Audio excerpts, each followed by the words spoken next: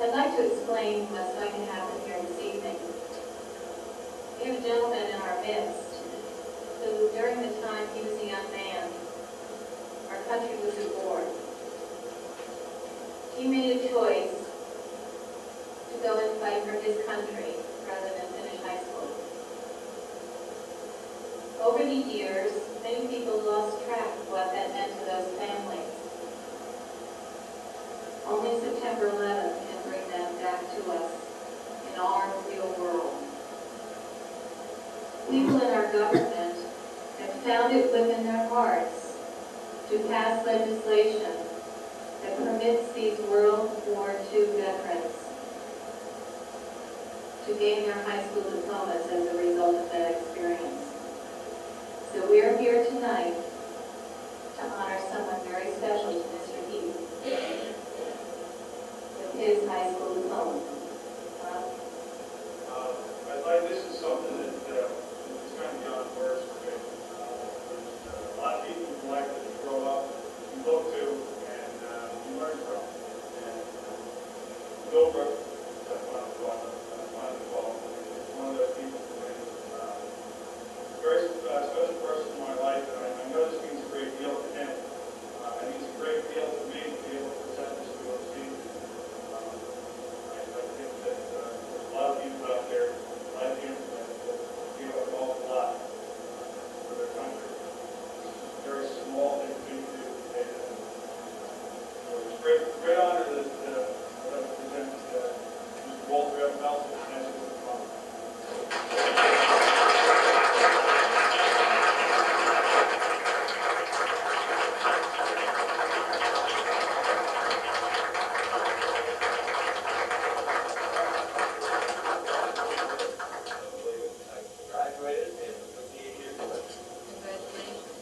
The youngest graduate in our class.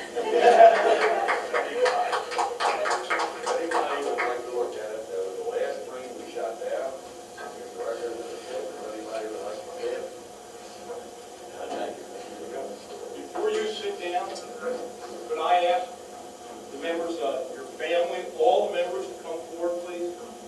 They're here.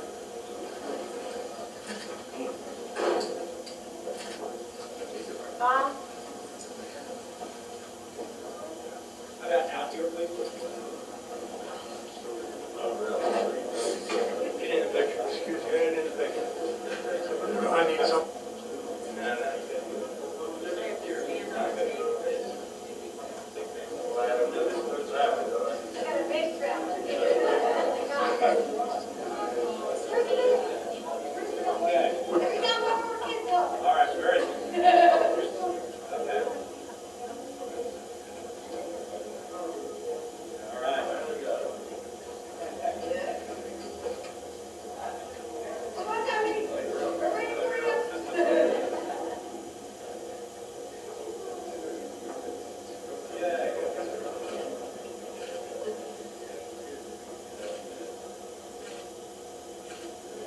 Melson, I have one thing to say to you.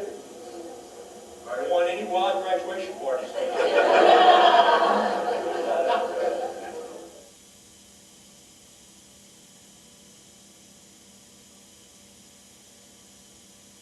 Does it? It's not good.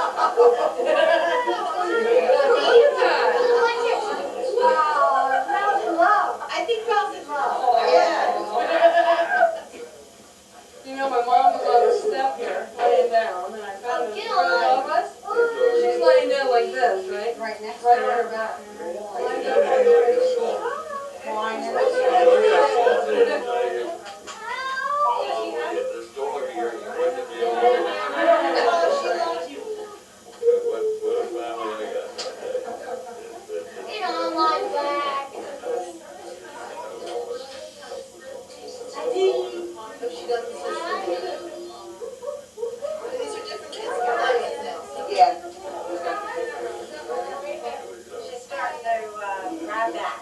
Oh, is she? Who's talking? Well, I guess we love Mom. Sing here. He's a tiger cat, he's a tiger cat. Nobody can be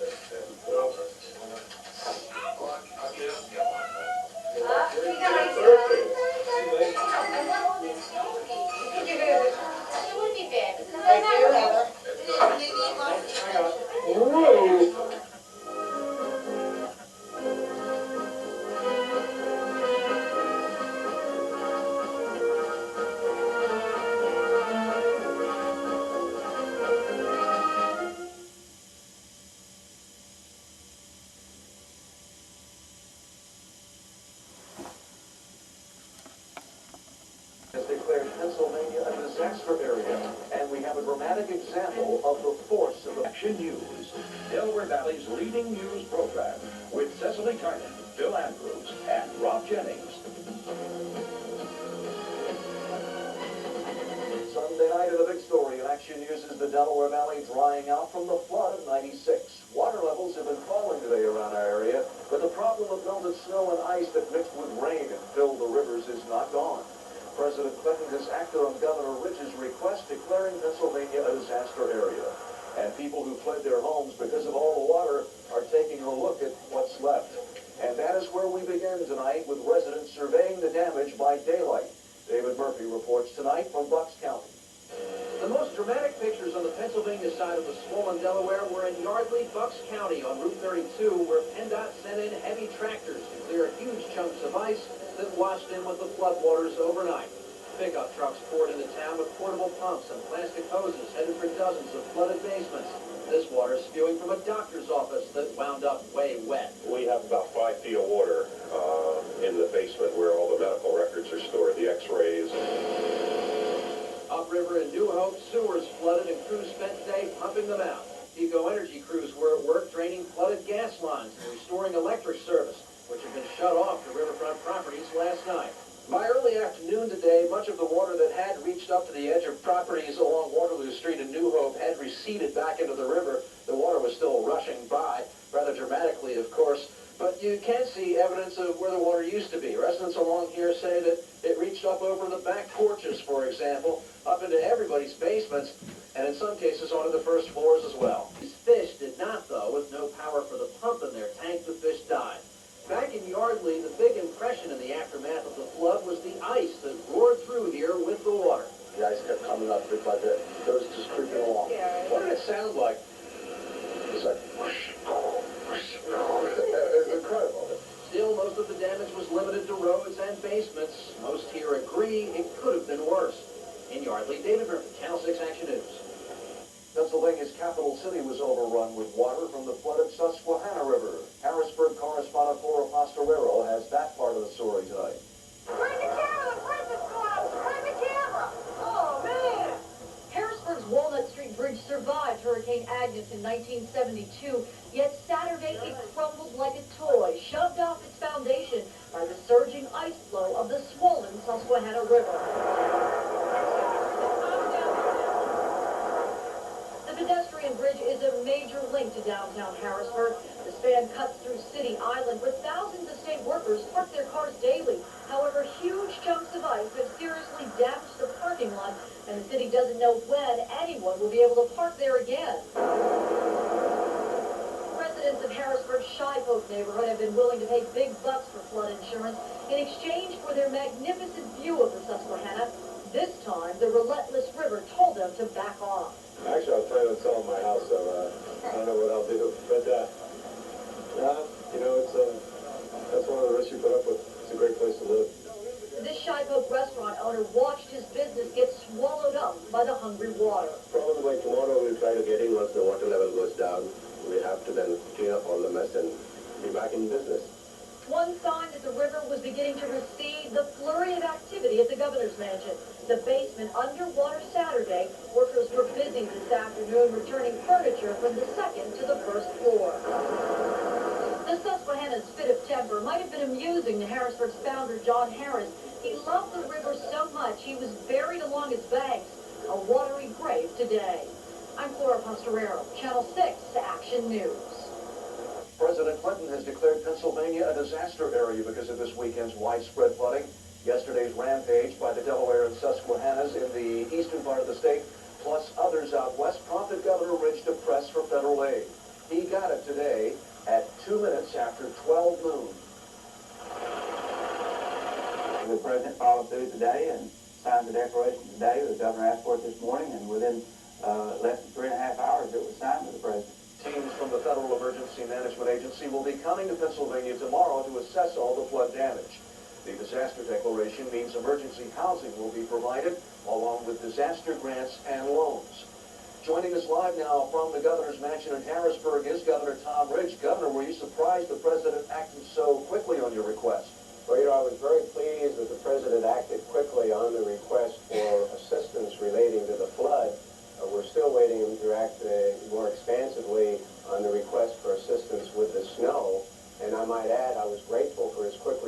on the flood, but we have 67 counties. 58 of them are part of the disaster declaration, and the aid that Mr. Witt's talking about only goes to 6 counties, none of which are in the southeast. So if you had problems with snow, you don't count. If you have problems with floods, you only count in 6 of the 57 counties. So I think Mr. Witt and the administration and I and others still have a lot of work to do together to make sure that the aid is broad enough base so that all of Pennsylvania is included. Mm-hmm. And you called the snow a ticking time bomb that turned into floodwaters when it melted. When will we know how much damage the flooding caused? The assessment process begins as soon as the waters recede. We know that process has undergone now. We're still pushing forward, trying to get information from the unprecedented blizzard, that snow, that damage. That process is ongoing, and now we have to plug in another segment of that process, and that's assessing the flood damage. So it'll be weeks before we get a final total, probably months. Governor Rich, thank you very much for joining us today. Thank you very much. Several thousand people in the Trenton area were urged to evacuate last night at the river as the river rose. The Red Cross helped set up shelters at several schools so residents had a dry place to spend the night. By morning, emergency officials decided the river had crested, and they let the evacuees head back home. Crews have been working since last night to try to dry out the New Jersey State House in Trenton.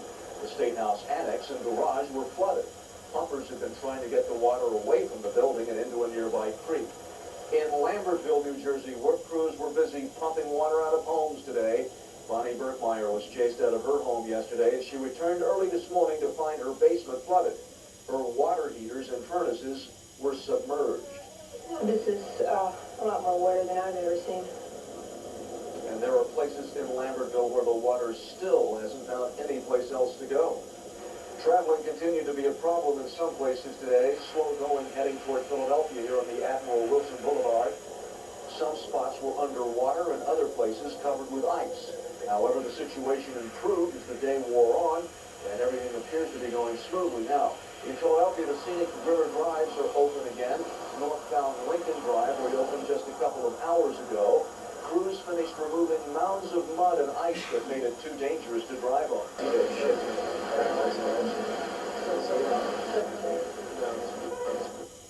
Hi, this is Francois up here in beautiful New Hope, Pennsylvania, Bucks County. We're in our affiliate station of WPNN down there in Philly, and they're all sleeping down there. So we're going to give you a little blow-by-blow of the great flood of 1996 here on the Delaware River, the beautiful Delaware River. My brother-in-law took these pictures. We were in Dallas babysitting the children, and we missed all this fun. I mean fun. We're looking at the river right now. I believe he's stationed in the Center Bridge. Yep, that's the Center Bridge end. Well, Center Bridge is on the Pennsylvania side, and Stockton's on the other. But look at that ice coming down there. Boy, oh boy. And some of that stuff was 18, 20 inches thick, I'll bet you. They're good piers they built back in them days. I think they built her back in 1814, so they did a pretty good job. She's only 821 foot long, but can you imagine these guys trying to cross this river in the wintertime with a stagecoach or by horse or anything? How did Washington ever get across the blooming thing? He had to be nuts. No wonder some of those guys turned back and wouldn't go over to help. Look at that bunch of geese there, fouled up, boy. They can't land in that ice field and break their legs. They'll go out to Ingham Spring. That's good warm water out there, good spring water. Look at that ice coming down there. It'll be unreal. I like that music, Robert. That's about as fast as the Oak Ridge and Tana went. There's some Stocktoneers looking over here to Pennsylvania. I think Bob's standing behind the Center Bridge Inn, if I'm not mistaken.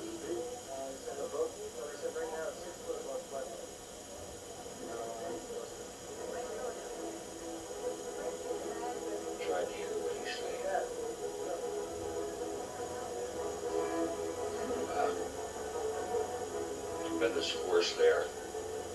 That's a nice shot, Rob, right through those steps, boy. I just put a frame right around that raging river. Look at that fucker. She must be going 10, 12, 15 knots an hour. I think that. Usually she does about 4, 5, 6 maybe in the summertime. But she's a raging maniac right now. Whoa. How would you like to be out in the middle of that baby? January the 20th, which we can see. We were in Dallas babysitting the children. Oh, I told you that. I'm sorry.